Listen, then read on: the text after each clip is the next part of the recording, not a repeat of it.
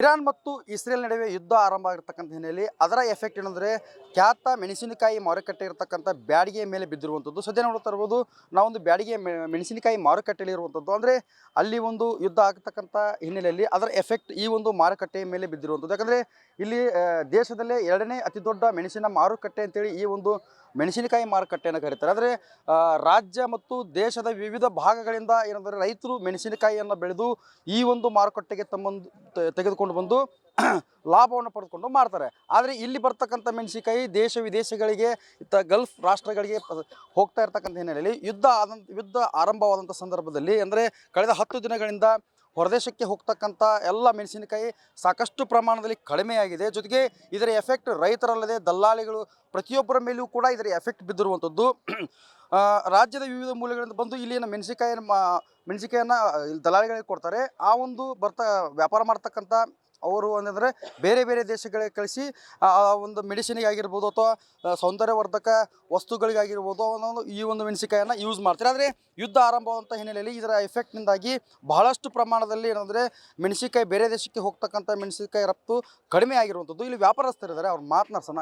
Sir, ಈ Gulf ರಾಷ್ಟ್ರಗಳಂದರೆ Israel Iran ಯುದ್ಧ ಆಗ್ತಾ ಇದೆ, ಇದರ ಎಫೆಕ್ಟ್ ಬ್ಯಾಡಗಿ ಮೆಣಸಿನಕಾಯಿ ಮಾರುಕಟ್ಟೆ ಮೇಲೆ ಬಿದ್ದಿದೆ. ಯಾವ ಥರ ಪರಿಣಾಮ ಬಿದ್ದಿದೆ? ಯುದ್ಧ ಎಲ್ಲರಿಗೂ ಎಫೆಕ್ಟ್ ಆಗುತ್ತೆ. ಮನುಕುಲದ ನಾಶಕ್ಕಾಗಿ ಪ್ರಾರಂಭವಾದ ಯುದ್ಧ ಎಲ್ಲ ಹುಟ್ಟುವಳಿಗಳ ಮೇಲೆ ಕೂಡ ಸಾಮಾನ್ಯವಾಗಿ ಎಫೆಕ್ಟ್ ಬೇರೆ ಬೀರುತ್ತೆ.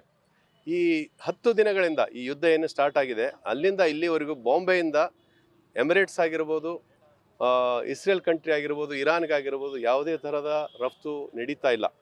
ಮತ್ತು ನಮಗೆ East part of Asia, Malaysia hub ಏನಿದೆಯಲ್ಲ, ಅಲ್ಲಿಗೆ ಕೂಡ ಈಗ ಒಂದು 5-6 ದಿನಗಳಿಂದ ಕಂಟೈನರ್ ಸಿಗ್ತಾ ಇಲ್ಲ ಸರಿಯಾಗಿ. ಶಾರ್ಟೇಜ್ ಇದೆ, ಅವರು ಬರ್ತಾ ಇಲ್ಲ.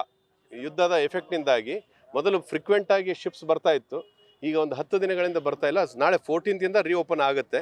ಆದರೂ ಕೂಡ ಮೊದಲಿಗೆ ಒಂದು 40 ಫೀಟ್ ಕಂಟೈನರ್ಗಿದ್ದಂಥ ಬಾಡಿಗೆ $1,800 ಇದ್ದಿದ್ದು ಇವತ್ತು $3,800 ಆಗಿದೆ. ಶಾರ್ಟೇಜ್ ಇರೋದ್ರಿಂದ ಮೋರ್ ದೆನ್ ಡಬಲ್ ಆಗಿದೆ. ಹೀಗೆಲ್ಲ ಆಗೋದ್ರಿಂದ it directly impacts on the rate of the chilli. ಅದರಲ್ಲಿ ಕಾಸ್ಟಿಂಗಲ್ಲಿ ನಾವು ವರ್ಕೌಟ್ ಮಾಡಬೇಕಲ್ಲ. ಹೀಗಾಗಿ ಈ ಮೆಣಸಿನಕಾಯನ್ನು ಯಾವುದಕ್ಕೆ ಬಳಸ್ತಾರೆ ಹೊರದೇಶಗಳಲ್ಲಿ ಅಂತ? ಮುಖ್ಯವಾಗಿ ಮೆಣಸಿನಕಾಯಿ ಹೋಗೋದು ಇದರಲ್ಲಿ ನಾವು 2 ಮುಖ್ಯ ಅಂಶಗಳನ್ನು ನಾವು ಪರಿಗಣಿಸ್ಬೋದು. ಒಂದು ಬಣ್ಣ, ಒಂದು ಖಾರ. ಬಣ್ಣ ಮತ್ತು ಖಾರ ಎರಡೂ ಕೂಡ ಊಟಕ್ಕೆ ಬೇಕಾದಂಥದ್ದು. ಫುಡ್ ಇಂಡಸ್ಟ್ರೀಸ್ನಲ್ಲಿ ಬಳಸ್ತಾರೆ. ಎರಡನೇದು, ಇದನ್ನು ಓಲಿಯೋರಿಜಿನ್ ಎಕ್ಸ್ಟ್ರಾಕ್ಟ್ ಮಾಡಿ ಇದನ್ನು ಹಲವಾರು ವಿಭಾಗಗಳಲ್ಲಿ ಅಂದರೆ ಎಡಿಬಲ್ ಡೈಸ್ ಅಂಥೇಳಿ ಊಟ ಮಾಡುವ ಬಣ್ಣದ ಎಲ್ಲಿ ಕೆಂಪು ಬಣ್ಣ ಬೇಕಾಗಲ್ಲ ಅಲ್ಲೆಲ್ಲ ಈ ಮೆಣಸಿನಕಾಯಿಂದ ಎಕ್ಸ್ಟ್ರಾಕ್ಟ್ ಮಾಡಿದ ನ್ಯಾಚುರಲ್ ಕೆಂಪು ಬಣ್ಣವನ್ನು ಬಳಸ್ತಾರೆ. ಮತ್ತು ಕಾಸ್ಮೆಟಿಕ್ಸಲ್ಲಿ ಬಳಸ್ತಾರೆ, ಬೆವರೇಜಸಲ್ಲಿ ಬಳಸ್ತಾರೆ. ಇದರಿಂದ ತೆಗೆಯುವಂಥ ಖಾರವನ್ನು ಕ್ಯಾಪ್ಸಿಸಿನ್ ಅಂತ ಹೇಳ್ತೀವಿ. ಅದನ್ನು ಖಾರವನ್ನು ಫಾರ್ಮಸ್ಯೂಟಿಕಲ್ ಇಂಡಸ್ಟ್ರಿನಲ್ಲಿ ಕೌಂಟರ್ ಇರಿಟಂಟ್ ಅಂತ ಯೂಸ್ ಮಾಡ್ತೀವಿ. ನೀವು ಪೇನ್ ಕಿಲ್ಲಿಂಗ್ ಬಾಂಬ್ಸ್ ಎಲ್ಲ ಯೂಸ್ ಮಾಡ್ತೀರಿ, ಅದರಲ್ಲಿ ಬಳಸೋದು ಕೌಂಟರ್ ಇರಿಟಂಟ್ ಫಾರ್ಮಸ್ಯೂಟಿಕಲ್ ಇಂಡಸ್ಟ್ರಿನಲ್ಲಿ. ಅದು ನಿಮ್ಮ ತಲೆನೋವನ್ನು ಕಡಿಮೆ ಮಾಡೋದಿಲ್ಲ, it gives additional irritation to your pain. ಅದನ್ನು ಮರೆಸ್ಬಿಡುತ್ತೆ, ನಿಮ್ಮಲ್ಲಿರುವಂಥ ಪೇನನ್ನು ಮರೆಸಿ ಕೌಂಟರ್ ಇರಿಟಂಟ್ ಅಂತ ಹೇಳ್ತೀವಿ. ಫಾರ್ಮಸ್ಯೂಟಿಕಲ್ ಇಂಡಸ್ಟ್ರಿನಲ್ಲಿ ಕೂಡ ಈ ಕ್ಯಾಪ್ಸಿಸಿನ್ ಅನ್ನು ಬಳಸ್ತಾರೆ. ಇದೇ ಥರ ಯುದ್ಧ ಮುಂದುವರೆದ್ರೆ ಎಷ್ಟರ ಮಟ್ಟಿಗೆ ಪರಿಣಾಮ ಬೀರಬಹುದು? ಇದು ಇರಾನ್, ಇಸ್ರೇಲ್ ಇವೆಲ್ಲ ನಮಗೆ ಪೆಟ್ರೋಲಿಯಂ ಪ್ರಾಡಕ್ಟ್ಸನ್ನು ರಫ್ತು ಮಾಡುವಂಥ ದೇಶಗಳು. ನಾವು ಅಲ್ಲಿಂದ ಆಮದು ಮಾಡ್ಕೊಳ್ತೀವಿ. ಪೆಟ್ರೋಲಿಯಂ ಪ್ರಾಡಕ್ಟ್ಸ್ ಏನಾದರೂ ಕಡಿಮೆ ಆದರೆ, ಆಮದು ಪ್ರಮಾಣ ಕಡಿಮೆಯಾಗಿ ಇಲ್ಲಿ ದರ ಹೆಚ್ಚಳ ಆಗ್ತದೆ. ಆಟೋಮೆಟಿಕಲಿ ರೈತ ಬೆಳೆದಂಥ ಮಾಲನ್ನು ಹೊಲದಿಂದ ಮಾರುಕಟ್ಟೆಗೆ ತರೋದಾಗಿರ್ಬೋದು, ಇಲ್ಲಿ ಖರೀದಿ ಮಾಡಿದಂಥ ವ್ಯಾಪಾರಸ್ಥರು ಇಲ್ಲಿಂದ ಹೊರ ರಾಜ್ಯಗಳಿಗೆ, ಹೊರ ಊರುಗಳಿಗೆ, ಹೊರ ದೇಶಗಳಿಗೆ ಕಳಿಸುವಂಥದ್ದಾಗಿರ್ಬೋದು, ಇಲ್ಲೆಲ್ಲ ಟ್ರಾನ್ಸ್ಪೋರ್ಟೇಷನ್ ಇಂಪ್ಯಾಕ್ಟ್ ಆಗುತ್ತೆ.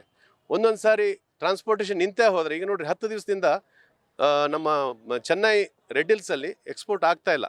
14ನೇ ತಾರೀಕು ರೀಓಪನ್ ಆಗುತ್ತೆ. ಈ ಥರದ್ದೆಲ್ಲ ಎಫೆಕ್ಟ್ ಆದರೆ ಆಟೋಮೆಟಿಕಲಿ ಮೆಣಸಿನಕಾಯಿಗೆ ಇದು ಕೆಟ್ಟು ಹೋಗುತ್ತೆ. ಪೆರಿಷಬಲ್ ಗೂಡ್ಸ್ ಇವೆಲ್ಲ. ಬಿಸಿಲಲ್ಲಿ ಬಹಳಷ್ಟೊತ್ತು ಈ ಮೆಣಸಿನಕಾಯಿನ ಇಡಬಾರ್ದು. It loses its characteristics, like colour ಹಾಳಾಗ್ಬೋದು, ಅದರ ಟೆಕ್ಸ್ಚರ್ ಹಾಳಾಗ್ಬೋದು, ಶಕ್ತಿ ಕಳ್ಕೊಳ್ಳುತ್ತೆ, ಬೆಂಡ್ ಆಗುತ್ತೆ. ಈ ಥರ ಎಲ್ಲ ಎಫೆಕ್ಟ್ ಆಗಿ ನಾವು ಇಲ್ಲಿ ಕಳಿಸಿದ್ದು ಒಂದು ರೇಟಿಗೆ ನಾವು ಇಲ್ಲಿಂದ ರಫ್ತು ಮಾಡಿರ್ತೀವಿ, ಅಲ್ಲಿ ಮುಟ್ಟೋ ಅಷ್ಟೊತ್ತಿಗೆ ಈ ಬಿಸಿಲಿನ ಪ್ರಮಾಣದಿಂದಾಗಿ ಅದರ ಗುಣಮಟ್ಟ ಹಾಳಾಗಿ ಹೋದರೆ ದುಡ್ಡು ಬರೋದಿಲ್ಲ. ಇವೆಲ್ಲ ಒಂದು ತೊಂದರೆಗಳು ಸಾಕಷ್ಟು. ಯುದ್ಧ ಬೇಡವಾಗಿತ್ತು. ಇದು ಮನುಕುಲವನ್ನು ನಾಶ ಮಾಡುವಂಥ ಒಂದು ಪ್ರಕ್ರಿಯೆ. ಇದು ಯಾರಿಗೂ ಬೇಡವಾಗಿತ್ತು. ಇದು ಯಾಕೆ ಪ್ರಾರಂಭವಾಗಿದೆ ಗೊತ್ತಿಲ್ಲ, ಇನ್ನೂ ಕಾಲ ಮಿಂಚಿಲ್ಲ. ನಮ್ಮ ರಾಷ್ಟ್ರದ ಪರರಾಷ್ಟ್ರಗಳ ಏನು ಧುರೀಣರೇನಿದಾರ ಅವರೆಲ್ಲರೂ ಒಂದು ಕಡೆ ಕೂತ್ಕೊಂಡು ಯುದ್ಧವನ್ನು ನಿಲ್ಲಿಸುವಂಥ ಒಂದು ಪ್ರಯತ್ನವನ್ನು ಮಾಡಬೇಕಂತೇಳಿ ನನ್ನ ಸಲಹೆ.